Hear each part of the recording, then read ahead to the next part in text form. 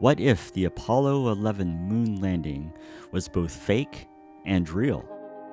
What if the powers that be created the moon landing on a soundstage with the intent to save face because of the very real possibility that the Apollo 11 spacecraft and its astronauts wouldn't make it to the moon alive?